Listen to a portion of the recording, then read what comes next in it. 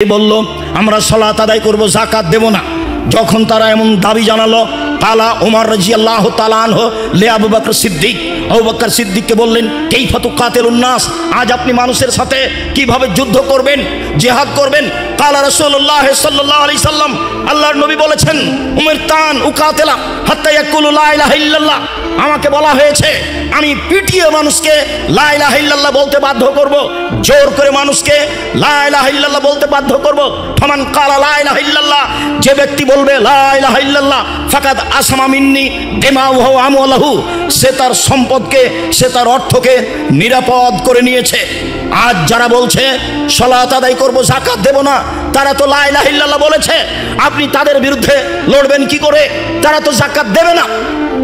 মধ্যখানে একটা কথা ইতিহাস থেকে, যখন আবু বকর সিদ্দিক রাদিয়াল্লাহু তাআলা আনহুকে ওমর রাদিয়াল্লাহু তাআলা আনহু কথা বললেন, অর্ধ পৃথিবীর খলিফা, কুশাগর বুদ্ধিজীবী, রাজনীতিবিদ ওমর, যিনি রাস্তায় হাঁটলে শয়তান রাস্তা ছেড়ে দিত তার ভয়ে, তার ইমানি দাপট এত বেশি ছিল, তিনি একটা নরমাল কথা বললেন আবু বকর সিদ্দিক রাদিয়াল্লাহু তাআলা আনহুর কাছে।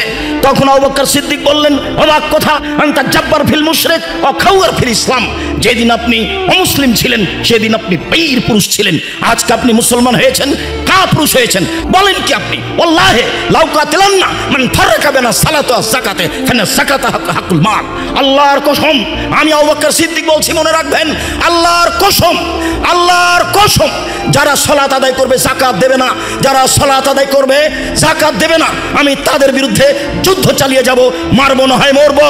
মনে রাখুন, যাকাত তো বহু দূরের কথা, ওয়ালাউ আল্লাহে ওয়ালাউ মানাউনি আনাকান কানু ইয়াদুনা ইলা রাসূলিল্লাহ সাল্লাল্লাহু আলাইহি সাল্লাম লা কাতালতুহুম আলা মানিহা, রাসূলের যুগে গরু যাকাত দিতে এসে গরু দিয়েছে, রশি দেয়নি। রাসূলের যুগে ধান ওসর দিতে এসে ধান দিয়েছে, বস্তাও দিয়েছে। রাসূলের যুগে গরুও দিয়েছে, রশিও দিয়েছে, ধান দিয়েছে, বস্তাও দিয়েছে। আমি আবু বকর সিদ্দিক এখন খলিফা, আমার যুগে যদি গরু দেয়, রশি না দেয়, ধান দেয়, বস্তা না দেয়, গরু তো বহু দূরের কথা, ধান তো বহু দূরের কথা, রশি এবং বস্তার জন্য যুদ্ধ চালিয়ে যাব, মারবো না হয় মরবো, পিটিয়ে রশি আদায় করব। রাসূলের যুগে যাকাতের যা নিয়ম ছিল তাই থাকবে। আমি আবু বকর সিদ্দিক জাতির সামনে ঘোষণা দিলাম। এই কথা আবু বকর সিদ্দিক রাদিয়াল্লাহু তাআলা বললেন ওমর রাদিয়াল্লাহু তাআলার সামনে। অর্ধ পৃথিবীর খলিফা, কুশাগর বুদ্ধিজীবী, রাজনীতিবিদ ওমর, যাকে শয়তান ভয় করত, রাস্তা থেকে সরে যেত, তিনি যখন এই কথা বললেন, আবু বকর সিদ্দিক তার সামনে এই কথা বললেন। হাদিস বুখারী মুসলিম, বিচার করেন তো দেখি ইমানি জোশ কার কত বেশি। এবার আপনি ফয়সালা করেন, পিটিয়ে যাকাত নেওয়া হবে কিনা? কোনো পথ নাই, তাকে যাকাত দিতেই হবে। সম্মানিত দিনী ভাই বোন, বুঝলাম স্বেচ্ছায় যাকাত দিতে হবে, বুঝলাম স্বেচ্ছায় যাকাত দিলাম না, পিটিয়ে যাকাত নেওয়া হবে। স্বেচ্ছায়ও দিলাম না, পিটিয়ে নেওয়া হলো না, তাহলে কি হবে? আবু হুরায়রা রাদিয়াল্লাহু তাআলা আনহু বলেন, রাসূল সাল্লাল্লাহু আলাইহি সাল্লাম বলেছেন, মা মানা কওমুনা যাকাতা ইল্লা ইবতালাহুমুল্লাহু তাআলা বিসিনিন। মনে রাখো পৃথিবীর মানুষ, মানুষ যদি স্বেচ্ছায় যাকাত না দেয়, যাকাতের প্রচলন না রাখে, তাদের উপরে আল্লাহর পক্ষ থেকে দুর্ভিক্ষ, অনাবৃষ্টি, গজব অবতীর্ণ হবে, গজব নাযিল হবে। সময়ে সময়ে আমাদের উপরে বিপদ আসছে, ভূমিকম্প আসছে, সমস্যা নেমে আসছে, অনাবৃষ্টি আসছে, এই কারণেই যে মানুষ তার অর্থ সম্পদের যাকাত বের করে না। আবু হুরায়রা রাদিয়াল্লাহু তাআলা আনহু বলেন, রাসূল সাল্লাল্লাহু আলাইহি সাল্লাম বলেছেন, মা মানা কওমুনা যাকাতা ইল্লা হাবাসা আনহুমাল কাতার। কেউ যদি যাকাত না দেয়, তাদের উপরে বৃষ্টি বন্ধ হয়ে যাবে, মানে দুর্ভিক্ষ নেমে আসবে, মানে সমস্যা নেমে আসবে, সর্ব ধরনের সমস্যা জাতির সামনে আসবে যখন মানুষ ওসর যাকাত দেবে না। ওয়া ইয়াকুল মাসিয়াতা ফাইনাবিল মাসিয়াতা হাল্লা যাকাতুল্লাহ। আল্লাহর নবী বলেন, পৃথিবীর মানুষ শুনে রেখো, তোমরা অন্যায় করা থেকে বেঁচে থাকো, পাপ করা থেকে বেঁচে থাকো। পাপ করলে আল্লাহর পক্ষ থেকে অসন্তুষ্টি নেমে আসবে। আর যাকাত না দেওয়া হক নষ্ট পাপ। বাপ মারা গেছেন, দুই ছেলে রেখে গেছেন, জমি দুই ছেলের মাঝে ভাগ হবে, হক নষ্ট হবে না। একজন যদি নেই, একজন যদি না নেয়, না দেয়, তাহলে হক নষ্ট হবে। যাকাত না দিলে হক নষ্ট হবে, এই কথাই ঠিক। ওয়াল্লাযীনা ফি ফি আমওয়ালিহিম হাক্কুম মালুম লিসাইল ওয়াল মাহরুম, যাদের অর্থ সম্পদ রয়েছে তাদের অর্থ সম্পদে অধিকার রয়েছে, হক রয়েছে, নিঃস্ব মানুষের অধিকার রয়েছে, হক রয়েছে, বঞ্চিত মানুষের। তাহলে বোঝা যাচ্ছে যারা যাকাত দেয় না তারা গরিবের টাকা মেরে খায়, যারা যাকাত দেয় না তারা নিঃস্ব মানুষের অর্থ সম্পদ মেরে খায়। এর নাম হক নষ্ট। সম্মানিত দিনী ভাই বোন, বলছিলাম হক নষ্ট মহাপাপ আমরা আগে থেকেই জানি। এই পর্যন্ততে অবগত হলাম যাকাত না দিলে মানুষের হক নষ্ট হয়, যাকাত না দিলে মানুষের হক মেরে খায়, অসহায় নিঃস্ব মানুষের হক মেরে খায়। এখন আমরা বুঝি স্বইচ্ছায়ও যাকাত দিলাম না, পিটিয়ে কেউ যাকাত নিল না, তারপরেও গজব বিপদ সমস্যা মনেও করলাম না, যাকাতও দিলাম না, তাহলে কি হবে? তো চলেন তাহলে দেখি তাহলে কি হয়। আল্লাহ তাআলা বলেন, আল্লাযীনা ইয়াকনিজুনা আয-যাহাবা ওয়াল ফিদ্দা ওয়া লা ইউনফিকুনাহা ফি সাবিলিল্লাহ ফাবাশশিরহুম বিআযাবিন আলীম। যারা অর্থ সম্পদের স্বর্ণ চাঁদির যাকাত দেয় না, স্বর্ণ চাঁদি অর্থ সম্পদ সঞ্চিত করে রাখে, অর্থ সম্পদ সঞ্চয় করে রাখে, যাকাত দেয় না, ফাবাশশিরহুম বিআযাবিন আলীম। মুহাম্মদ সাল্লাল্লাহু আলাইহি সাল্লাম আপনি তাদের এই সংবাদ দিয়ে দেন, তাদের জন্য রয়েছে কষ্টদায়ক শাস্তি। সম্মানিত দিনী ভাই বোন, গান বাজনা, বাদ্যযন্ত্র, খেলতামাশা যা দেখতে ভালো লাগে, যা শুনতে ভালো লাগে, যা দেখে চক্ষু ঠান্ডা হয়, যা দেখে কলিজা ঠান্ডা হয়, গান বাজনা খেলতামাশা দেখতে ভালো লাগে, ল্যাংটা মেয়ে নাচলে চোখে ভালো লাগে, চক্ষু ঠান্ডা হয়, কলিজা ঠান্ডা হয়। যার কারণে আল্লাহ তাআলা সেই শাস্তির ব্যাপারে বলেছেন আযাবুম মুহিন, অপমানজনক শাস্তি। আল্লাহ কোন জায়গাতে বলেন আযাবুম মুহিন, অপমানজনক শাস্তি, কোন জায়গাতে বলেন আযাবুন আলিম, কষ্টদায়ক শাস্তি, কোন জায়গাতে বলেন আযাবুন শাদীদ, কঠিন শাস্তি। তো গান বাজনা খেলতামাশা বাদ্যযন্ত্রের ব্যাপারে বলেছেন অপমানজনক শাস্তি। লোকটা অপরাধ করেছে, 10 লাঠি লাগালাম, এইটা একটা শাস্তি। লোকটা অপরাধ করেছে, বললাম থুতু ফেলে জিহ্বা দিয়ে চেটে নাও, সে জনগণের সামনে মাটিতে থুতু ফেলে জিহ্বা দিয়ে চেটে নিল, এটা একটা শাস্তি। তাহলে আগেরটা ছিল কষ্টদায়ক কঠিন, আর এটা হলো অপমানজনক।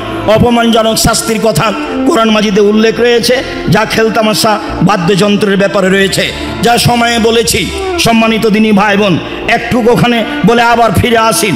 রাসূল সাল্লাল্লাহু আলাইহি সাল্লাম বলেন, লা ইয়াকুনান্না ফি হাযিহিল উম্মাহ খাসফুন ওয়া মাসখুন ওয়া কাসফুন। পৃথিবীর মানুষ শুনে রেখো, আমার উম্মতের উপরে হবে ভূমিকম্প। আমার উম্মত সকালে থাকবে মানুষ, সন্ধ্যায় হবে সোর শুকুর বানর। আমার উম্মতের উপরে বিপদ নেমে আসবে। পৃথিবীর মানুষ শুনে রেখো, আমার উম্মতের উপরে 3টি বিপদ নেমে আসবে 3টি পাপের কারণে। আমার উম্মতের উপরে 3টি বিপদ নেমে আসবে 3টি পাপের কারণে। 1 খাসফুন, ভূমিকম্প হবে। 2 মাসখুন, পরিবর্তন হবে, মাসখুন পরিবর্তন হবে, সকালে সন্ধ্যায় থাকবে মানুষ, আর সকালে হবে শুকুর বানর। 3 বিপদ নেমে আসবে, সমস্যা নেমে আসবে। তখন আল্লাহর নবী পাপের কথা বলেছেন, এই যা সারেবুল খমরা, যখন তারা নেশাদার দ্রব্য পান করবে তখন এমনটা হবে। 2 সাহারাতুল কায়নাত, মেয়েরা যখন নাচবে, সব মোবাইলে মেয়ে নাচে, সব বাড়িতে মেয়ে নাচে, আপনার সব দোকানে মেয়ে নাচে। সাহারাতুল কায়নাত, মেয়েরা যখন নাচবে। ওয়াদারাবু বিল মাযিব, যখন বাদ্যযন্ত্র প্রকাশ পাবে, বুঝবেন আরব ভূখণ্ডগুলিতেই খেলতামাশা প্রকাশ পাবে। খেলতামাশা বড় পাপ নয়, বাদ্যযন্ত্র বড় পাপ নয়। মানুষের কাছে সব দোকানে বাজনা বাজে, সব বাড়িতে বাজনা বাজে, প্রায় সব ঘরে বাজনা বাজে, প্রায় সব মোবাইলে বাজনা বাজে। আল্লাহর নবী বলেন, পৃথিবীর মানুষ শুনে রেখো, এই 3টে পাপের কারণে 3টা বিপদ নেমে আসবে। 1 মানুষ যখন নেশাদার দ্রব্য পান করবে, 2 মেয়েরা যখন নাচবে, 3 বাদ্যযন্ত্র প্রকাশ পাবে। সম্মানিত দিনী ভাই বোন, এসবের জন্য অপমানজনক শাস্তির কথা উল্লেখ রয়েছে। আর এখানে যাকাত না দিলে তার জন্য কষ্টদায়ক শাস্তির কথা উল্লেখ রয়েছে। এরপরে আল্লাহ তাআলা বলেন, হাজা মা কানাস্তুম লিআনফুসিকুম, এই যে নিজের জন্য সম্পদ সঞ্চিত করে রেখেছিলে, যাকাত দাওনি, ফাযুকু মা কুনতুম তাকনিজুন, একটু স্বাদ আস্বাদন করো না, কেমন লাগে? স্বাদ আস্বাদন করো সঞ্চিত সম্পদের স্বাদ একটু ভালো করে দেখো। ইয়াউমা ইহমা আলাইহা ফি নারি জাহান্নামা ফাতুকুয়া বিহা জিবাহুহুম ওয়া জুনুবুহুম ওয়া জুহুরুহুম হাযা মা কানাসতুম লিআনফুসিকুম। সেদিন তার এই অর্থ সম্পদ স্বর্ণ চাঁদিকে জাহান্নামের আগুনে গরম করে উত্তপ্ত করে তার কপালে, তার পিঠে, তার পার্শ্বদেশে দাগ দেওয়া হবে, ছেঁক দেওয়া হবে, আর বলা হবে এই নে দেখো না সঞ্চিত সম্পদের স্বাদ কেমন লাগে, একটু বুঝো না একটু কেমন লাগে সঞ্চিত সম্পদের স্বাদ। সঞ্চিত সম্পদ কাকে বলে? যেই সম্পদের জাকাত বের করা হয় না সেটাই হচ্ছে সঞ্চিত সম্পদ। এছাড়া বৈধ সম্পদ। সম্মানিত দিনী ভাই বোন, আল্লাহ তাআলা অত্র আয়াতে যাকাত না দিলে ফলাফলের কথা এইভাবে বলেছেন। আবু হুরায়রা রাদিয়াল্লাহু তাআলা আনহু বলেন, রাসূল সাল্লাল্লাহু আলাইহি সাল্লাম বলেছেন, মান আতাহুল্লাহু মালান ফালাম ইউদ্দি যাকাতাহু মুসসালাহু মালু ইয়াউমাল কিয়ামা সোজা আকরা ইতাওয়াকুহু ওয়ালাহু যাবিবাতান ওয়া ইয়াহজমু লাহজাতান ইয়ানে সিদকায়ে ওয়া ইয়াকুলু আনা মালুক আনা কানজুক। যাকে আল্লাহ তাআলা অর্থ সম্পদ দিয়েছেন সে যদি তার অর্থ সম্পদের যাকাত বের না করে তাহলে বিচার মাঠে এই অর্থ সম্পদকে বিষাক্ত সাপে পরিণত করা হবে। অর্থ সম্পদকেই বিষাক্ত সাপের আকৃতি দেওয়া হবে। আপনার টাকাটাই একটা বিষাক্ত সাপ হয়ে যাবে, আপনার অর্থ সম্পদই বিষাক্ত সাপ হয়ে যাবে। এত বিষ বেশি থাকবে, আকরা টাক হবে মাথা, মাথায় তার লোম বা এরকম কিছু থাকবে না, দেখে মনে হবে মাথা চকচক করছে, টাক পড়ার মতো এই অবস্থায় থাকবে। এই সাপকে তার গলায় জড়িয়ে দেওয়া হবে। এই সাপ তার গলায় জড়ানো অবস্থায় তার মুখের দুই দিকে ছবল মারবে। এই সাপের মুখও হবে দুইটি, তার মুখের দুই দিকে ছবল মারবে আর বলবে আনা মানসক আনা কানজক ও আনা মালুক, আমি হচ্ছে তোমার সঞ্চিত সম্পদ, আমি হচ্ছে তোমার সঞ্চিত সম্পদ। যেই সম্পদের যাকাত দেওয়া হয়নি, ওসর দেওয়া হয়নি, সেই সম্পদই আমি। সম্মানিত দিনী ভাই বোন, বিষয়টি আমরা ভালোভাবে বুঝতে পারছি। আবু যার গিফারি রাদিয়াল্লাহু তাআলা আনহু বলেন, রাসূল সাল্লাল্লাহু আলাইহি সাল্লাম বলেছেন, মা মিন রাজুলিন ইয়াকুনু লাহু ইয়াবলুন আও বাকারুন আও গানাম লা ইউদ্দি হাক্কাহা। কারো উট রয়েছে, কারো গরু রয়েছে, কারো ছাগল রয়েছে, সে যদি তার যাকাত না দেয় তাহলে উতিয়া বিহা ইয়াউমাল কিয়ামা আদামু মা তাকুনু ওয়াসনামাহু। বিচার মাঠে এই উট দুনিয়াতে যা ছিল তার চেয়ে বিশাল আকৃতিতে আসবে। এই গরু গাভী দুনিয়াতে যা ছিল তার চেয়ে বেশি বিশাল আকৃতিতে আসবে। এই ছাগল তার চেয়ে বেশি বিশাল আকৃতিতে আসবে। তাতাহুবে আকফাবিহা ও তানতাহুবে করুনিহা। এইগুলি তার শিং দিয়ে মানুষকে গুতাতে থাকবে। এই পশুগুলি তার পায়ের খুর দিয়ে মানুষকে ডলতে থাকবে, থেতলাতে থাকবে। আল্লাহ রাসূল বলছেন, কুল্লামা জাদাত ওখরাহা রুদ্দাত আলাইহি উলাহা। যখন আগের গরু ছাগলগুলি তাকে পা দিয়ে ডলে চলে যাবে, পরে যারা যাচ্ছে আগেরগুলিকে আবার নিয়ে আসা হবে, আবার তাদেরকে ডলতেই থাকবে হাত্তা ইউজা বাইনান নাস, যতদিন পর্যন্ত মানুষের মাঝে বিচার শেষ না হচ্ছে। এইখানে একটা কথা, পূর্বের কথাটা টেনে নিয়ে আসি। জালেমদের বিচার পরে হবে, আল্লাহ তাআলা বলেছেন জালেমদের বিচার পরে হবে। রাসূল সাল্লাল্লাহু আলাইহি ওয়াসাল্লাম বলেছেন যারা যাকাত দেয় না, ওসর বের করে না, তারা জালেম, তাদের বিচার পরে হবে। এই যে চলতে থাকবে তার শাস্তি। তার অর্থ সম্পদকে লাঠি তৈরি করে জাহান্নামে গরম করে তার কপালে, তার পার্শ্বদেশে, তার পিঠে ছেঁক দেওয়া হবে, দাগ দেওয়া হবে। তার অর্থ সম্পদকে বিষাক্ত সাপ তৈরি করে তার গলায় জড়িয়ে দেওয়া হবে, তার মুখের দুই দিকে ছবল মারতে থাকবেন। তার এই উট ছাগল গরু পশু প্রাণীকে আবার এর চেয়ে মোটা তাজা করে বিচার মাঠে নিয়ে আসা হবে। সেগুলি শিং দিয়ে গুতাতে থাকবে এবং পা দিয়ে ডলতে থাকবে যতদিন পর্যন্ত বিচার না হচ্ছে। একদিন যদি দেরি হয় 50,000 বছর, 3 দিন যদি দেরি হয় 1.5 লক্ষ বছর। আপনার বিচার কতদিন পরে হবে আল্লাহই ভালো জানেন। সম্মানিত দিনী ভাই বোন, খুব সতর্ক সাবধান থাকবেন যাকাতের ব্যাপারে। রাসূল সাল্লাল্লাহু আলাইহি সাল্লাম বলেন, এখনো কানজু আহাদিকুম ইয়াউমাল কিয়ামা সোজা আকরা। তোমাদের সঞ্চিত সম্পদ বিচারের মাঠে বিষাক্ত সাপ হবে। এফিরু সাহেবহু ওহ ইয়াতলুবহু। যে যাকাতের মালিক সেই সাপ দেখে দৌড়াতে থাকবে, সাপ তার পিছে ধাওয়া করতে থাকবে। মালিক আগে আগে দৌড়াবে, তার সম্পদ সাপের আকৃতিতে তাকে পিছে থেকে ধাওয়া করে ধরার জন্য যাবে। মনে রাখবেন, মানুষের শেষ কথা কি জানেন? শেষটাও হাত দিয়ে নিজেকে বাঁচাতে চায়। গাড়ি বাস যদি আপনার গায়ে আঘাত লাগে তাহলে আপনি তাৎক্ষণিক হাতখান বাড়িয়ে দিবেন নিজেকে বাঁচার জন্য, অথচ তা সম্ভব নয়। বিচারের মাঠে মানুষকে পিছন দিকে হাত বেঁধে জাহান্নামে নিয়ে যাওয়া হবে। খুজুহু ফাগুল্লুহু সুমাল জাহিমা সাল্লুহু, এদের ধরো, এদের শিকলবন্দি করো, এদের হাত বেঁধে জাহান্নামে নিয়ে যাও। কেন? ওই সময়তে হাত দিয়ে জাহান্নাম থেকে নিজেকে বাঁচানোর চেষ্টা করবে। মানুষের নিজের শক্তিতে হাতকে এই অস্ত্র হিসেবে ব্যবহার করার চেষ্টা করবে। দৌড়াতে দৌড়াতে যখন শেষ, তখন নিজের হাত দিয়ে সাপকে ঠেকানোর চেষ্টা করবে। তখনই তার হাত দুটি সাপের মুখে ঢুকে যাবে। এই কথা রাসূল সাল্লাল্লাহু আলাইহি সাল্লাম বলেন। সম্মানিত দিনী ভাই বোন, আমি আপনাদেরকে জরুরিভাবে অনুরোধ জানাচ্ছি যে অবশ্যই জাকাতের ব্যাপারে সোচ্চার থাকবেন। হিসাব নিকাশ করে জাকাত দিয়ে দিবেন। 25টি উট হলে একটি গরু জাকাত দিতে হয়, 30টি গরু হলে একটি গরু জাকাত দিতে হয়, 40টি ছাগল হলে একটি ছাগল জাকাত দিতে হয়, 7.5 ভরি স্বর্ণ হলে 20 ভাগের 1 ভাগ হিসাব করে বিক্রি মূল্য জাকাত দিতে হয়, 52.5 তোলা রূপা হলে বিক্রি মূল্য হিসাব করে শতকরা 2.5 টাকা জাকাত দিতে হয়। আর 18 মণ 30 কেজি শস্য হলে 20 ভাগের 1 ভাগ শস্য ওসর দিতে হয়। 18 মণ 30 কেজি শস্য হলে 20 ভাগের 1 ভাগ শস্য ওসর দিতে হয়। উল্লেখ্য যে ব্যাংকের টাকা, নিজের সঞ্চিত টাকা, ডিপিএস খোলা টাকা, কর্জ দেওয়া টাকা পাওয়া যাবে। সব টাকা জমা করে স্বর্ণের হিসাবে 7.5 ভরি স্বর্ণ সমমূল্য টাকা হলে শতকরা 2.5 টাকা জাকাত দিতে হবে। বা রূপার হিসাবে 52.5 তোলা রূপার সমমূল্য টাকা হলে শতকরা 2.5 টাকা জাকাত দিতে হবে। স্বর্ণের হিসাবে 75 থেকে 1 লাখ টাকা 1 বছর থাকলে শতকরা 2.5 টাকা জাকাত দিতে হবে। আবু হুরায়রা রাদিয়াল্লাহু তাআলা আনহু বলেন, রাসূল সাল্লাল্লাহু আলাইহি ওয়াসাল্লাম বলেছেন, সাবাতুন ইদিল্লুহুমুল্লাহু তাআলা ফি দিল্লিহি ওয়া লা দিল্লা ইল্লা দিল্লুহু। 7 শ্রেণীর মানুষ বিচারের মাঠে বিশেষ ছায়াতলে থাকবে। এরা খুব বেশি সম্মানী। 7 শ্রেণীর মানুষ বিচারের মাঠে বিশেষ ছায়াতলে থাকবে, যেদিন আল্লাহর ছায়া ছাড়া আর কোনো ছায়া থাকবে না। সেদিন সূর্য মানুষের মাথার উপরে হবে কামেকদারে মাইলিন 1 মাইল উপরে, অর্ধ হাত উপরে সূর্য হবে। কথাটি মিথ্যে।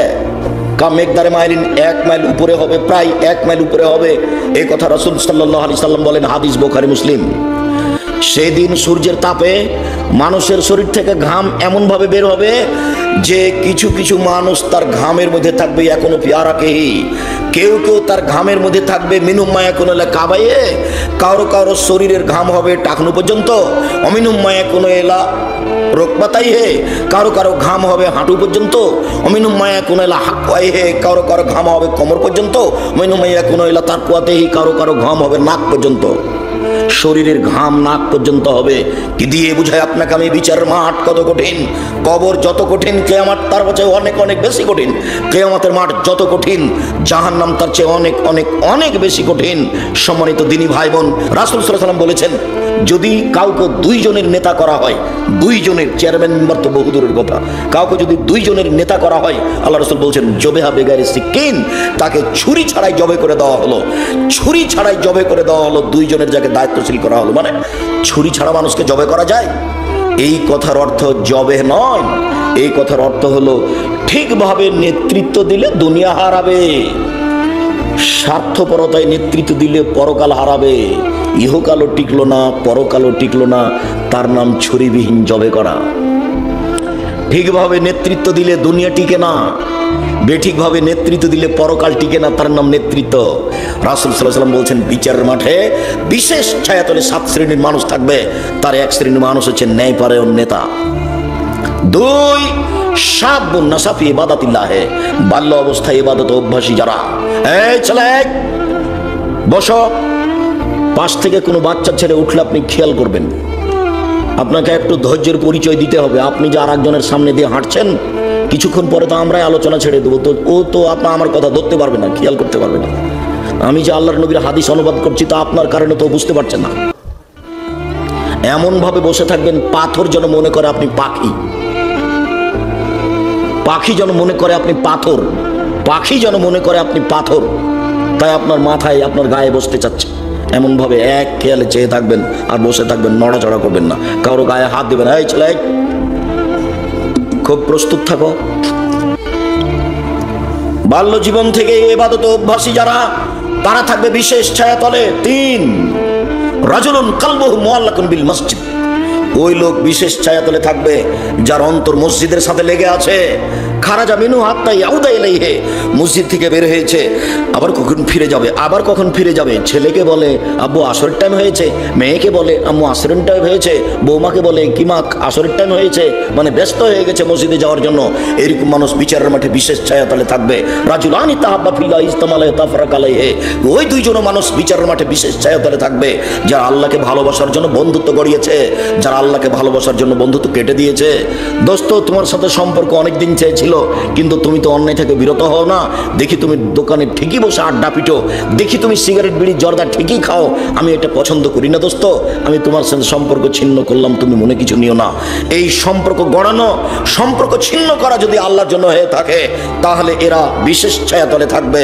4, রাজুলুন যাকারাল্লাহ খালিয়ান ফাওয়াজাদাইনাহু, ওই মানুষও ওরাও বিচার মাঠে বিশেষ ছায়াতলে থাকবে যারা নির্জনে আল্লাহকে ডাকে। যখন আল্লাহকে ডাকে তখন দুই চোখের পানি ঝরঝর ঝরঝর করে ঝরে। এরকম আপনার ঘটেছে কোনোদিন? যেই ঘরে স্ত্রী ঘুমিয়ে আছে ওই ঘরে ইবাদত করবেন না, তাহাজ্জুদ ওই ঘরে পড়বেন না, কেননা আপনার কান্নার গতি যদি স্ত্রী শুনতে পায়, ও যদি জেগে যায়, তাহলে আপনার কান্নার গতিটা ভেঙে যাবে, আপনাকে কেমন কেমন লাগবে। তখন আপনি যে গতিতে কাঁদছিলেন সেটা আর টিকবে না। আল্লাহর ভীতিতে কান্নাকাটি করতে হবে, চোখের পানি ঝরঝর করে ঝরবে। তখন আল্লাহ দেখবেন সত্যি কাঁদছে, তখন আপনার জন্য সিদ্ধান্ত হয়ে যাবে বিশেষ ছায়া। জান্নাত তো হবে, জান্নাত তো হয়েই আছে। ওই সুন্দরী মেয়ে, সম্ভ্রান্ত পরিবারের মেয়ে তোমার সাথে অন্যায় অশ্লীল কাজ করতে চাইলো, তুমি বললে ইন্নী আখাফুল্লাহ, আমি আল্লাহকে ভয় করি। তুমি যদি এই কথা বলতে পারো, তাহলে বিচার মাঠে তোমার জন্য বিশেষ ছায়া অপেক্ষা করছে, জান্নাত অপেক্ষা করছে। এই বোকা ছেলে শোনো, আমি তোমাকে বলেছি তুমি মোবাইলে গল্প বন্ধ করো। শোনো, তুমি যদি এই মহিলার সাথে মোবাইলে গল্প কথা বন্ধ করতে পারো, আজকের পরে যেন তোমার মোবাইলে কোনো ছেলের নাম্বার না থাকে, কোনো মেয়ের নাম্বার না থাকে, সব তুমি মুছে দাও। তুমি একবারে আল্লাহকে ভয় করে মুছে দাও। তোমার জন্য অপেক্ষা করছে জান্নাত, তোমার জন্য অপেক্ষা করছে বিশেষ ছায়া। তোমার ব্যাপার আল্লাহ তাআলা বলেন, ওয়ানাহান নাফসা আনিল হাওয়া ফাইনাল জান্নাতু হিয়াল মাওয়া। কেউ যদি তার প্রবৃত্তিকে ঠেকাতে পারে, আমি আল্লাহ তাকে জান্নাতুল মাওয়া দিয়ে দিলাম। তুমি যদি তোমার এই প্রবৃত্তিকে ঠেকাতে পারো, আজ থেকে তোমার মোবাইলে আর কোনো মেয়ে মানুষের নাম্বার থাকবে না। এটা তোমার জন্য জরুরি, তোমার জন্য জান্নাতুল মাওয়া অপেক্ষা করছে। এই কথা আমি বলিনি, এই কথা মুহাম্মদ সাল্লাল্লাহু আলাইহি ওয়াসাল্লাম বলেননি, এই কথা আল্লাহ তাআলা বলছেন। আল্লাহর কথাকে দাম দেওয়ার চেষ্টা করো, আল্লাহর কথাকে মূল্যায়ন করার চেষ্টা করো। আল্লাহ তার ওয়াদা পূর্ণ করবেন, তিনি তার ওয়াদার বিপরীত করেন না। ওই সত্তার, ওই আল্লাহর ওয়াদার বিপরীত করার প্রয়োজন নেই। তিনি হচ্ছেন জ্ঞানী, তিনি হচ্ছেন মগ্নী। তার এসব প্রতিশোধ নেওয়ার প্রয়োজন নেই, মানুষের প্রতিশোধ নেওয়ার তার প্রয়োজন নেই। এরকম সত্তা তিনি নন। প্রতীক্ষমান রয়েছেন কখন তুমি প্রস্তুত। যখন তুমি প্রস্তুত তখনই তিনি বলবেন, ঠিক আছে, তুমি যেভাবে ডাকো আমি সেভাবে থাকি, তুমি যেভাবে আশা পোষণ করো আমি পূর্ণ করে থাকি। আদমের ছেলে মেয়ে শোনো, তুমি যেভাবে ডাকো আমি সেভাবে থাকি, তুমি যেভাবে আশা পোষণ করো আমি পূর্ণ করে থাকি। এটাই তার কাজ, তিনি পূর্ণ করতে পারেন। অগাধ বেহিসাব রহমতের মালিক তিনি, বেহিসাব ক্ষমার মালিক তিনি। তার ক্ষমার রহমতের অভাব নেই। আপনার জন্য তিনি প্রতীক্ষমান আছেন, কখন আপনি চাইবেন, কখন আপনি বলবেন। আবু হুরায়রা রাদিয়াল্লাহু তাআলা আনহু বলেন, রাসূল সাল্লাল্লাহু আলাইহি সাল্লাম বলেছেন, ইয়ানজিলু রাব্বুনা তাআলা ইলা সামাই দুনিয়া হাইনা ইয়াবকা সুলুসুল লাইল আখিরা। যখন রাতের 3 ভাগের 2 ভাগ পার হয়ে যায়, রাতের 3 ভাগের 2 ভাগ পার হয়ে গেছে, 1 ভাগ বাকি আছে। এখন রাত 3টা, এখন রাত 2টা, 2:30, এখন রাত 4টা। এরকম সময় আল্লাহ তাআলা আকাশ, সপ্তম আকাশ থেকে প্রথম আকাশে নেমে আসেন। নেমে এসে বলেন, মায়া দুনি ফাস্তাজিবা লাহু, কে আমাকে ডাকে আমি তার ডাকে সাড়া দিব। মায়া সুলনি ফাউতিয়াহু, কে আমার কাছে কিছু চাই, যে যা চায় আমি তাকে তাই দিয়ে দিব। মায়াস্তাগফিরুনি ফাগফির লাহু, কে আমার কাছে ক্ষমা ভিক্ষা চাই আমি তাকে ক্ষমা করে দিব। কে আমাকে ডাকে আমি তার ডাকে সাড়া দিব। কে আমার কাছে কিছু চায়, যে যা চায় তাকে তাই দিয়ে দিব। মায়াস্তাগফিরুনি ফাগফির লাহু, কে আমার কাছে ক্ষমা ভিক্ষা চায় আমি ক্ষমা করে দিব। এইভাবে একবারে প্রত্যেক রাতে ফজরের আজান পর্যন্ত তিনি প্রতীক্ষমান থাকেন। আদম সন্তান বড় নিমুখ হারাম, ও তোরা 3টে টিভি বন্ধ করেছে, ও কি করে ডাকবে? আদম সন্তান বড় নিমুখ হারাম, ও তো 12টা 1টায় দোকানে আড্ডা পিটে এসেছে, ও কি করে রাত 3টা 4টায় উঠবে? ও তো উঠতে পারবে না, ও তো সকাল 7টা 8টার দিকে উঠবে। তখন আর কানে আর মুখে শয়তান পেশাব করে দিয়েছে। তখন দেখবেন সকালে উঠে মুখখানটা ভ্যাংচা ভ্যাংচা আছে, কেমন কেমন লাগছে। একটা আপনার ওই পেস্ট নিয়ে, পাউডার নিয়ে, ব্রাশ নিয়ে ঘুরে বেড়াচ্ছে, আর মুখখান দেখেন কিভাবে শয়তানে পেশাব করে রেখেছে, কিভাবে তার কানে পেশাব করে রেখেছে। এ কথা আমি বলিনি, এ কথা মুহাম্মদ সাল্লাল্লাহু আলাইহি ওয়াসাল্লাম বলেছেন। পেশাব করে দেয় শয়তান, এ কথা আল্লাহ নবী বলেছেন, হাদিস বুখারী মুসলিম। খুব ফুর্তিতে থাকতে হবে, উদ্যমশীল হতে হবে। শরীরে কোনো সময় অলসতা আনতে হবে না। অলসতা আসলে রুচি কমে যাবে, অলসতা আসলে বিদ্যা কমে যাবে, অলসতা আসলে ইবাদত কমে যাবে। যার কারণে আল্লাহ রাসূল দিন রাত অলসতা থেকে বাঁচতে চাইতেন। আল্লাহুম্মা আউযু বিকা মিনাল কাসালে, হে আল্লাহ তোমার কাছে আমি অলসতা থেকে বাঁচতে চাই। আল্লাহ তুমি আমাকে অলসতা থেকে বাঁচাও, আল্লাহ তুমি আমাকে অলসতা থেকে রক্ষা করো। সকালে সকালে উঠে না যায়, সেই তো অলস। আজান শুনে মসজিদে যায় না যে, সেই তো অলস। বেহিসাব হাত পা ছেড়ে ঘুমায় যে, সেই তো অলস। দিন ধর্মের কথার প্রতি আগ্রহী হয় না যে, সেই তো অলস। কাজে যায় না যে, সেই তো অলস। একজন রিক্সাওয়ালা রিক্সা নিয়ে তেমাথাতে দাঁড়িয়ে রিক্সার সিটের উপরে বসে আছে, কেউ যখন বলছে চলো তখন বলছে আমি যাবো। অলসতা আসলে কর্ম কমে যায়। সবসময় উদ্যমশীল হতে হবে, সবসময় ফুর্তি থাকতে হবে, সব সময় প্রস্তুত তার নাম যুবক, সব সময় প্রস্তুত তার নাম কর্মঠ। এরকম খেয়ালে থাকতে হবে, তাহলে বোঝা যাবে আপনি কিছু করতে পারবেন। সম্মানিত দিনী ভাই বোন, রাসূল সাল্লাল্লাহু আলাইহি সাল্লাম বলেন রাজুলুন তাসাদাক বিসাদকাতিন ফাহা, ওই লোক বিশেষ ছায়া তলে থাকবে যে লোক দান করলো, গোপন করলো। ডান হাত দান করলো, বাম হাত জানতে পারলো না। আরে দুইটাই তো হাত তার গায়ের সাথে লেগে আছে, জানবে না মানে এইটা হলো খুব বেশি থেকে বেশি গোপনে দান করা। আব্দুর রাজ্জাক সাহেব বিশাল পরিকল্পনা নিয়েছেন, বাইতুল হাম জামে মসজিদ 200 শতক জমির উপরে নির্মাণ হবে, যার একতলায় 10,000 মুসল্লি ধরবে। আমারও কিছু 5,000 টাকা থাকলো, কাউকে যেন বলবেন না। এর জন্য প্রতীক্ষমান আছে। আল্লাহ রাসূল বলছেন ইন্না সাদকাতা তুতফিউ গাযাবার রাব্বে, ইন্না সাদকাতা সিররি তুতফিউ গাযাবার রাব্বে। গোপন দান আল্লাহর রাগকে মিটিয়ে দেয়। দান করে যে সে দানের বিশেষ ছায়া তলে থাকবে। দানের ক্ষমতা ভিন্ন। ইবাদতের জগতে সবচেয়ে শক্তিশালী, ক্ষমতাধর, পাওয়ারফুল, ব্যতিক্রম ইবাদত হচ্ছে দান। দানের মতো শক্তিশালী ইবাদত পৃথিবীতে নেই। প্রত্যেকটা ইবাদত আপনার উপকার করতে পারে। সালাত আপনার উপকার করবে, আরেকজনের করতে পারে না। হজ আপনার উপকার করবে, আরেকজনের করতে পারে না। কোরআন তেলাওয়াত আপনার উপকার করবে, আরেকজনের করতে পারে না। কিন্তু দান যদি করেন তাহলে আপনার থেকে আরেকজনের কাছে পার হয়ে যাবে। আপনি দান করলেন, আপনি নেকি পেলেন। মার নামে দান করেছেন, তাই কবরের শাস্তি বন্ধ হয়ে গেল। আপনি দান করলেন, দান ওইভাবে পাপকে মিটিয়ে দিবে। ইন্না সাদকাতা তুতফিল খাতিয়াতা কামা ইতফিল মাউন নারা। দান ওইভাবে পাপকে মিটিয়ে দিতে পারে, পানি যেমন আগুনকে নিভিয়ে দিতে পারে। এটা তার ক্ষমতা। গোপনে দান করতে শিখতে হবে। বৈধ স্থানে যা ইনকাম করছেন, রুজি, জমি চাষ করে হোক, দিন মজুরি করে হোক, চাকরি করে হোক, ব্যবসা করে হোক, জীবনে যেসব টাকা পয়সা ইনকাম করছেন, একবার আজকে সিদ্ধান্ত নিয়ে নেন জরুরিভাবে ওখান থেকে কিছু না কিছু দান করবেন। এই ছেলে, আর একটা কথা তোমার মনে আছে ভাইজান? আপনার মনে আছে কি বলেছিলাম আপনাকে? যে বাড়ি থেকে বের হলে তুমি তোমার মাকে বলে দিবা, আম্মা কিছু 10, 20টা, 50টা, 100টা খুচরা টাকা দিবেন আমাকে। 10 টাকা, 5 টাকা। আমার কাছে 500 টাকার নোট থাকে। যখন ফকির আমার কাছে ভিক্ষা চাই, তখন আমি করে বলি মাফ করো। তো মা, আমি ফকিরের কাছে কত ক্ষমা চাইবো বলেন তো? আমি তো 500 টাকা দিতেও পারি না। তা আপনি একটা কাজ করবেন আম্মা, কিছু 10 টাকা, 20 টাকা, 50 টাকা পকেটে দিবেন, জরুরি। এই ছেলে, ভুলবা না তুমি, তোমাকে বলছি। তুমি তোমার মাকে বলে দিবে আজকে জরুরিভাবে। আপনাকে বলছি ভাইজান, স্ত্রীকে বলে দিবেন, এই শোনো, যখন আমি বের হব তখন আমার প্রয়োজনীয় টাকা ব্যতীত কিছু খুচরা টাকা আমার হাতে দিবেন। কিছু খুচরা টাকা আমার হাতে দিও। ফকির আসলে আমি 500 টাকা নোট বের করে দিব না 10টা টাকা দিব? 10 টাকা দিব, এমনিতে বের হয়ে যাবেন না। এই ছেলে, তোমাকে বলছি, তোমার মনে থাকবে না?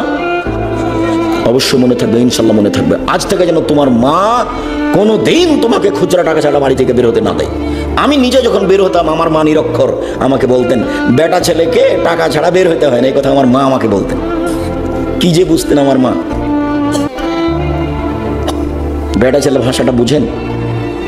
হ্যাঁ, এটা তো চাঁপাই নবাবগঞ্জের ভাষা। তা আমার মা বলতেন যে বেটা ছেলেকে টাকা ছাড়া বের হতে হয় না। তো আপনার স্ত্রী, এই ছেলে, তোমার মা যতক্ষণ পর্যন্ত তোমার সহযোগিতা না করবে ততক্ষণ পর্যন্ত আপনি ঠিক পথে আসতে পারবেন না। আর আপনাকে বলছি, আপনার স্ত্রী যেন আর 150 চাউল রান্না না করে, অন্তত হাফ কেজি। আপনার মা যেভাবে রান্না করতো, 12 জন 16 জন মানুষের ভাত রান্না করতো, মানুষে খেত, ফকিরে খেত, কিষান কামলা খেত, মুসাফিরে খেত, তারপরে আছে তখন গরুতে খেত। ওইভাবে ভাত রান্না করতে হবে। ফকিরে খাবে, মুসাফিরে খাবে, আত্মীয় স্বজন খাবে, বাকিটা গরুতে খাবে, এইভাবে ভাত রান্না করতে হবে। আর এখন তো স্ত্রী আর তুমি মাত্র 2টা, একটা ছেলে, 150 চাউল রান্না করেছো। মেহমান এসেছে, তখন তোমার স্ত্রী বলছে যে মেহমানকে ভাত খাওয়ালে তো ভাত শেষ হয়ে যাবে, কি করবে? চানাচুর বিস্কুট দিয়ে বিদায় করে দাও। জরুরিভাবে আপনার স্ত্রীকে আপনার মায়ের স্বভাবে ফিরে যেতে হবে। মায়ের স্বভাবে ফিরে যেতে হবে, অন্যথায় বউ পরিবর্তন করতে হবে, তালাক দিতে হবে। তবে আমি তালাক দেওয়ার আদেশ করিনি, আমার পক্ষ থেকে পরামর্শ থাকছে ওইরকমই হতে হবে যে স্বভাবের আপনার মা ছিলেন, ওই সময় আপনার স্ত্রীকে হতে হবে, প্রয়োজনে 5 বার রান্না করতে হবে, ফকির মিসকিনের ভাত এই বাড়িতে হতে হবে। জান্নাত পায়ের নিচে আছে, মায়ের পায়ের নিচে জান্নাত আছে। এইভাবে দান করতে পারলে জান্নাত আপনার পিছে পিছে ঘুরবে। রাসূল সাল্লাল্লাহু আলাইহি সাল্লাম বলেন, পৃথিবীর মানুষ শুনে রেখো, ইন্না ফিল জান্নাতে গোরাফ ইউরা যাহিরুহা মিন বাতিনিহা ওয়া বাতিনুহা মিন যাহিরিহা।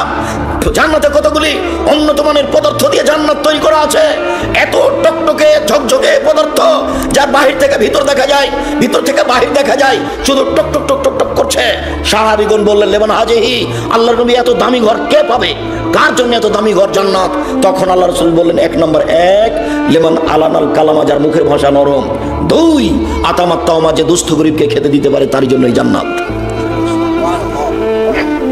3, তাবা সিয়ামা, যে নিয়মিত নফল সিয়াম থাকতে পারে, বৃহস্পতিবার সোমবার সিয়াম থাকে। 4, ওয়াসাল্লা বিল্লাহি ওয়া নাসনিয়াম, মানুষ যখন ঘুমিয়ে তখন তাহাজ্জুদ পড়ে, এমন কাজ করতে পারে যারা, তার জন্য এই জান্নাত প্রস্তুত আছে।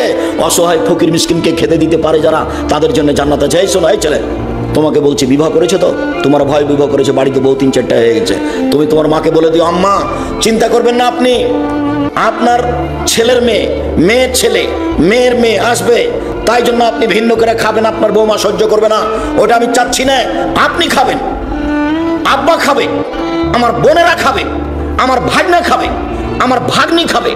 আব্দুল্লাহর একটা বক্তব্য আছে রিজিকের, সেখানে আপনি শুনেছেন, আপনি একা একা রুজি খাচ্ছিলেন, এবার আপনার বউ আসলো, তার রুজি আপনার হাতে হয়। এবার আপনার একটা ছেলে হলো, তার রুজি আপনার হাত দিয়ে হয়। একটা মেয়ে হলো, তার রুজি আপনার হাত দিয়ে হয়। আপনার মা খাচ্ছে, তার রুজি আপনার হাত দিয়ে হচ্ছে। আপনার বাপ খাচ্ছে, তার রুজি আপনার হাত দিয়ে হচ্ছে। আপনার যত বোন বেড়াতে আসবে, তার রুজি আপনার হাত দিয়ে হবে। যত আপনার ভাগনা ভাগ্নি আসবে, সবার রুজি আপনার হাত দিয়ে হবে। আপনার বাড়িতে রহমত, টাকা পয়সা ভর্তি হয়ে যাবে। দোষ চিন্তা ভোগ করবে না কখনো, রহমতের বরকতের আশা করো। তোমার বউ যেন মনটাকে ছোট না করে, তোমার বোনের ছেলেকে দেখে, তোমার বোনের মেয়েকে দেখে যেন সে সংকীর্ণ না হয়, তাকে মন বড় করতে হবে। শোনো, আমার ভাগনা ভাগ্নিকে দেখে, আমার বোনকে দেখে, আমার বাপের দোষ বন্ধুকে দেখে মন ছোট করো না। যত বেশি চাল রান্না করবে, তত বরকত বেশি হবে। এটাই হাদিস, এটাই মুহাম্মদ সাল্লাল্লাহু আলাইহি সাল্লাম বলেন, বরকত বেশি আছে যেখানে, রহমত বেশি আছে যেখানে, অল্প রুজিতে সবকিছু ভর্তি হয়ে যাচ্ছে সেখানে। বুখারীর হাদিস ভুলে গেলেন? আয়েশা রাদিয়াল্লাহু তাআলা আনহা বলেন, আল্লাহর নবী যখন চলে গেলেন দুনিয়া থেকে, তখন 100 কেজি আটা ছিল বাড়িতে, ওখান থেকে রুটি বানায়, ওখান থেকে রুটি বানায়, ওখান থেকে রুটি বানায়। কি রে, আটা শেষ হয় না কেন? তখন একদিন দেখলাম মেপে যে আর কতটি আছে, দেখি মাপার পরে আর নেই। উমর রাদিয়াল্লাহু তাআলা আনহু মরার পূর্বে, যখন জান চলে যায়, তার পূর্বে বলছেন, আব্দুল্লাহ, ও আমার আদরের ছেলে, যাও তুমি আয়েশার কাছে, আয়েশাকে গিয়ে বলো, মুহাম্মদ সাল্লাল্লাহু আলাইহি সাল্লামের পাশে কবর আছে আবু বকর সিদ্দিকের, ওইখানে একটু ফাঁকা জায়গা আছে, ওখানে আমার জন্য কবরের জায়গাটা দিবে কিনা। আব্দুল্লাহ ইবনে উমর বলছেন, আমি আব্বার কথা শুনে বাড়িতে গেলাম, সালাম দিয়ে ভিতরে ঢুকে দেখি তিনি উমর মারা গেছেন, এই জন্য বসে বসে কাঁদছেন। আমি আয়েশাকে কান্না অবস্থায় পেয়েছি, আয়েশা উমরকে দেখতে আসেননি। অর্ধ পৃথিবীর খলিফা, কুশাগর, বুদ্ধিজীবী, রাজনীতিবিদ উমর, উমরের মতো পৃথিবীতে মানুষই জন্মেনি। যে রাস্তা দিয়ে হাঁটতেন সে রাস্তায় শয়তান হাঁটতো না। হাদিস তো বুখারী মুসলিম। যার ইমানের কথা ভাবলে অন্য দেশ থেকে, পৃথিবীর অন্য প্রান্ত থেকে মানুষের অন্তর কাঁপতো, তার নাম উমর। এত বড় মানুষ পৃথিবী থেকে চলে যাচ্ছেন, লাশ উপরে আছে। আয়েশা রাদিয়াল্লাহু তাআলা আনহা তাকে দেখতে যাননি, বাড়িতে তিনি বসে বসে কাঁদছেন। বলছেন, জায়গাটা তো আমার জন্য নির্ধারণ করেছিলাম, আমার তো দেওয়ার ইচ্ছে ছিল না। উমর যখন বলেছেন, আচ্ছা ঠিক আছে, যাও, ওখানে উমরের কবর দেওয়ার অনুমতি দিলাম। অনুমতি নিয়ে আসার পরে আবার বলছেন, আব্দুল্লাহ, শোনো শোনো বেটা, লাশটা তুমি জানাজার পরে আবার আয়েশার বাড়ির পাশে রেখে দিও। আয়েশার বাড়ির পাশে রেখে দিয়ে বলিও যে উমরের কবরটা কি দেওয়া হবে এখানে। তখন বলিও না অর্ধ পৃথিবীর খলিফা আমিরুল মুমিনিন, এই কথা বলিও না, বলিও যে উমর। আর এখনো আপনার কাগজে সাবেক চেয়ারম্যান লেখা লাগে, সাবেক এমপি লেখা লাগে, মানে বিগত এমপি, এখনো আপনার এমপি নামটা লিখতে হবে কাগজে। উমর বলছেন, বেটা, বুখারীর হাদিস, আব্দুল্লাহ, লাশটা রেখে দিও ওর বাড়ির পাশে, গিয়ে আবার আয়েশাকে বলিও যে আমার ওখানে কবরের অনুমতি হবে কি না, তবে বলিও না যে আমিরুল মুমিনিন অর্ধ পৃথিবীর খলিফা, এই কথা বলিও না, বলিও যে উমার। কথা বুঝাতে পারি না মনে, বলিও যে উমার, উমার মারা গেছে তো কবরটা হবে কি না, যদি অনুমতি দেয় তাহলে কবর দিও, আর যদি অনুমতি না দেয় জনগণের যেখানে কবর আছে সেখানে দিও। আপনাকে আমি কি বলতে চাইলাম, আপনি মহিলা মানুষ সারাদিন সবাই মিলে ওই বাড়িতে যাচ্ছেন কেন দেখতে? যেটা মূল কথা বলতে চেয়েছি, ছেলে ওখানে দোয়া করলো কেন? কবরের চতুর্দিকে দাঁড়িয়ে যদি হাত তুলে দোয়া করার বিধান রাসূলের না হয় তাহলে আপনার কি হবে? আপনাকে আমি এই কথা বলতে চাচ্ছি, এই রাজশাহী চাঁপাইনবাবগঞ্জ পল্লী অঞ্চলের হাজারো মিথ্যা ধর্ম আছে যেটা মানুষ ধর্ম মনে করে করছে, যদি রাসূলের না হয় তাহলে কি হবে আপনার? মাওলানা সাহেব, আল্লাহ নবী বলছেন শুনে রাখুন, আমার একটি কথা জানা থাকলে অন্যকে বলো, বনী ইসরাইলের কাহিনী বলো, কেউ যদি কোনো কথা আমার নামে বলে সেই কথা যদি আমার না হয় তাহলে তার থাকার জায়গা জাহান্নাম। বনী ইসরাইলের কাহিনী কি, এই কথাটা বলে পরের আলোচনায় যাচ্ছে। বনী ইসরাইলের কাহিনী কি দেখুন তো, আমি একটা বনী ইসরাইলের কাহিনী আপনাদেরকে শোনাই। আবু হুরায়রা রাদিয়াল্লাহু তাআলা আনহু বলেন, রাসূল সাল্লাল্লাহু আলাইহি সাল্লাম বলেছেন, লাম ইয়াতাকাল্লাম ফিল মাহদ ইল্লা সালাসা, মায়ের কোলে দুধ খেতে খেতে তিনজন শিশু বাচ্চা কথা বলেছে, কথা বলেছে, টপ টপ টপ করে কথা বলছে। মায়ের কোলে দুধ খায়, তার একজন হলেন ঈসা, ঈসা আলাইহিস সালাম, মায়ের কোলে কথা বলে, মায়ের কোলে দুধ খাচ্ছে, বলছে আমি নবী।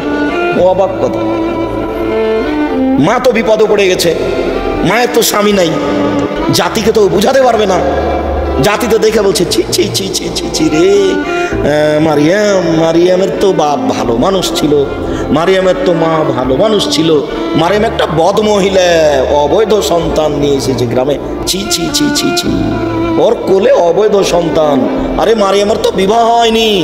মারিয়াম নিজেও বলছেন, যখন জিবরাইল এসে বলছেন আপনার কাছে একটা সুসংবাদ নিয়ে এসেছি, আপনার একটা ছেলে সন্তান হবে, তখন মারিয়াম বলছে কিভাবে সন্তান হতে পারে, ওয়ালাম ইয়ামসাসনি বাশারুন ওয়ালাম আকু বাগিয়া, আমার বিবাহ হয়নি, আমি জেনাও করিনি। আরে আমি মারিয়াম, আমার বিবাহ হয়নি, আমি জেনাও করিনি, আমার সন্তান হতে পারে কি করে? হয় বিবাহ হলে ছেলে হবে, না হয় জেনা করলে ছেলে হবে। আরে আমি মারিয়াম জেনাও করিনি, আমার বিবাহ হয়নি, আমার সন্তান হতে পারে কি করে? তখন জিবরাইল বলছেন একুল রব্বুক ওয়া আলাইয়া হাইয়্যিন, আরে শোনো, তোমার প্রতিপালক বলে বাপ ছাড়া ছেলে দেওয়া আমার কাছে কোনো ব্যাপারই না, আমি আল্লাহ বাপ ছাড়া ছেলে দিতে পারি। আরে বাপ মা ছাড়াই দিতে পারি, ও তো আদম, আদমের বাপ কোথায়, আদমের মা কোথায়? তো বাপ মা ছাড়াই তো দিতে পারি। আর মারিয়াম তোমাকে তো আমি মায়ের সন্তান দিয়েছি, মা তো আছেই। তো ঈসা আলাইহিস সালাম কোলে, মায়ের কোলে কথা বলছেন, আমি নবী, আমি ঈসা, আল্লাহ আমাকে নবী করে পাঠিয়েছেন, মায়ের কোলে দুধ খাচ্ছে, কথা বলছে। দুই, কানাফি বানী ইসরাইল রাজুলুন ইউকাল লাহু জুরাইজ, আজ থেকে নিয়ে হাজার হাজার বছর পূর্বে একটা লোক ছিল, তার নাম ছিল জুরাইজ। ইউসাল্লি ফি সাওমাতিহি, সে তার গির্জাঘরে ইবাদত করছিল। ফাআতহু উম্মু, ইতিমধ্যে তার মা আসলো। ফাদাতহু, মা এসে ডাকলো, জুরাইজ, আব্বু জুরাইজ। ফাকালা, জোরাইজ বলল ফিনাফসি উজিবু আও উসাল্লি, আমি আমার মায়ের ডাকে সাড়া দিব না সলাত আদায় করব? আমার মা যে আমাকে ডাকছে, তো আমি আমার মায়ের ডাকে সাড়া দিব না আমি সলাত আদায় করব? আম্মা কি বলছেন, আমি এভাবে বলবো কিছু না আমি সলাত আদায় করতে থাকবো? বলতে বলতে একটু দেরি হয়ে গেছে, মায়ের মনটা খারাপ হয়ে গেছে। মা তখন বলে ফেললেন, আল্লাহুম্মা লা তুমি তাতাতুরে ওজুহাল মুমিসাত, আল্লাহ তুমি এই ছেলের মরণ দিও না যতদিন পর্যন্ত পতিতালয়ের মহিলার মুখ না দেখেছে। আল্লাহ তুমি আমার এই ছেলের মরণ দিও না, বদ মহিলার সাথে দুর্ঘটনা না হওয়া পর্যন্ত এই যেন না মরে।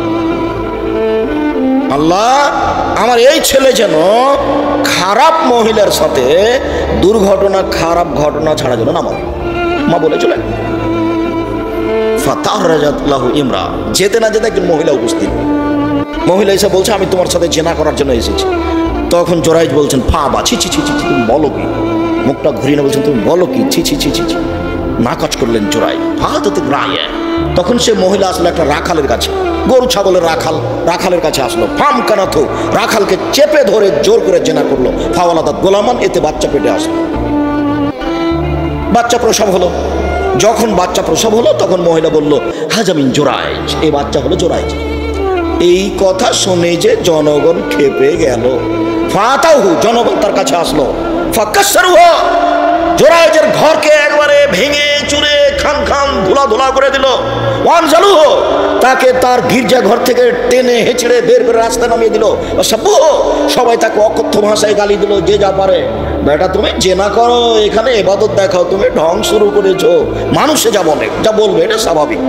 সবাই এখন বলছে জোরায়েজ জেনা করেছে, আরে তারই সন্তান একটা মহিলা বলছে। এসে সবাই ঘর বাড়ি ভেঙে দিল, তাকে টেনে হেঁচড়ে রাস্তায় নামিয়ে দিল, অকথ্য ভাষায় গালি দিল। ফাকামা, জোরায়েজ দাঁড়ালো, তাওয়াদ্দা, ওযু করলো, ও সাল্লা রাকাতাইন, 2 রাকাত সালাত আদায় করলো জোরায়েজ। 2 রাকাত সালাত আদায় করে ফাতাল গোলামা এবার দুধের বাচ্চার কাছে আসলো। জোরায়েজ দুধের বাচ্চার কাছে এসে বলছে, ও বাচ্চা বলো তো মা কে? তখন দুধের বাচ্চা বলছে, আবি আর রাই, আমার বাপ হচ্ছে রাখাল। কথা বুঝা জানি মনে হয়, বুঝতে পারেন সবাই? ছোট বাচ্চা তো অনেকেই, গ্রামের অনেক দিন পরে মাদ্রাসার জালসা, অনেক বাচ্চা এসেছে।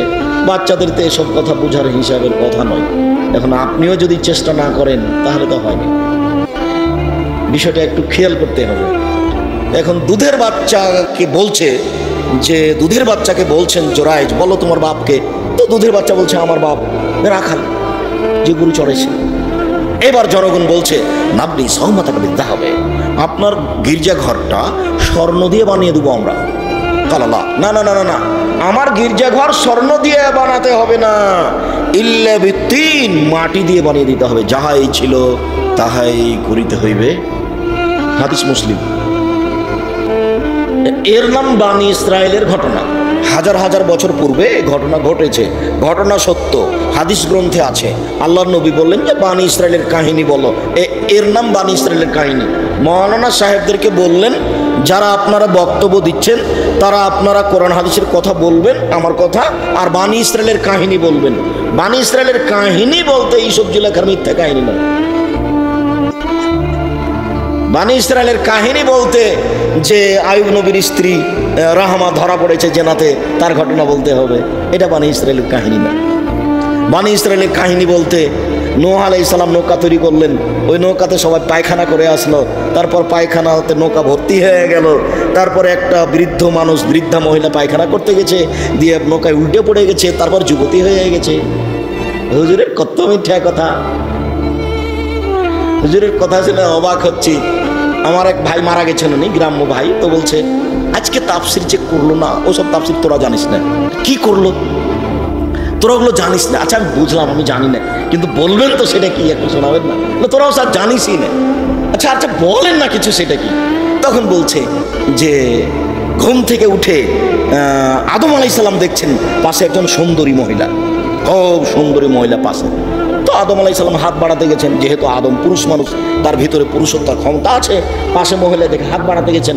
তখন ফেরেশতা বলছেন থামেন। তো আদম আলাইহিস সালাম বলছেন কেন? তখন ফেরেশতা বলছেন যে মোহর দিতে হবে, যে মোহর। তখন আদম আলাইহিস সালাম বলছে মোহর কি গো, কি মোহর দিতে হবে? তো বলছে যে মুহাম্মদ সাল্লাল্লাহু আলাইহি সাল্লাম করে দুরূদ পড়ে দিতে হবে, দুরূদে ইব্রাহিম পড়ে দিতে হবে। তো 1000 বার দুরূদে ইব্রাহিম পড়লে বউ হালাল করলেন। আরে যে আদমকে আল্লাহ বলছেন আমি সব কিছু শিখিয়ে দিয়েছি, আল্লাহ বলছেন যে আমি সব কিছু শিখিয়ে দিয়েছি, সে আদম বউখানকে কিভাবে হালাল করতে হবে সেটাই জানেন না, তা আল্লাহ কি শিখালেন ভাই? নাউজুবিল্লাহ। এই তো হুজুরের বক্তব্য। হুজুরের অবস্থা আমিও দেখছি যে খুব বিপদে, কি যে হবে আল্লাহ ভালো। আরে সে গ্রামের মহিলারা যে বক্তব্য দিয়ে বেড়াচ্ছে, এদের যে কি হবে, জাহান্নামে চলেই গেছে। ধর্মকে পাগল পেয়েছে। ধর্ম এরকম নয়, ভুল হিসেব। সম্মানিত দিনী ভাই বোন, যেটুকু আপনি করছেন করেন, তবে সেটুকু রাসূলের কিনা আগে প্রমাণ হতে হবে। অযথা করে পরকাল হারাবে, যতই মিঠা লাগুক। ও মহিলা বৈঠকে বলছে বুবু মাগরিবের পরে 6 রাকাত সালাতুল আওয়াবিন পড়ি। ও বুবু মাগরিবের পরে 6 রাকাত সালাতুল আওয়াবিন পড়লে সব পাপ ক্ষমা হয়ে যাবে বুবু, জান্নাত চলে যাবা বুবু। বুবুর সব কথাই নাকি বুখারীতে আছে। মাগরিবের পরে 6 রাকাত সালাতুল আওয়াবিন পড়লেও জাহান্নামে চলে গেছে, ওকে তোবা করে ফিরে আসতে হবে মরার পূর্বে। মাগরিবের পর আওয়াবিন নামাজ নেই। 2, আমাদের আলোচনার পূর্বে দ্বিতীয় কথাটি একটু, যারা আপনারা আমার দিনী বোন আছেন তাদের জন্য জরুরি কথা। মহিলা বৈঠকে যারা আমার দিনী বোনেরা আছেন, জরুরি কথা, আপোষে কথা বলবেন না, আপনাকে বলছি। এই মেয়ে, ফ্যাশন বোরকা পরে এখানে এসেছো কেন? এটা দিয়ারপল্লী অঞ্চল, ছোট ব্লাউজ পরে থাকো কেন? এখনো তুমি ছোট ব্লাউজ পরে আছো, আর এই ব্লাউজ পরেই তুমি এই ধান শুকাও মাঠে, পোয়াল শুকাও মাঠে। ছোট ব্লাউজ পরে আছো কেন? আপনি আমার দিনী বোন, আপনার গায়ে ছোট ব্লাউজ কেন?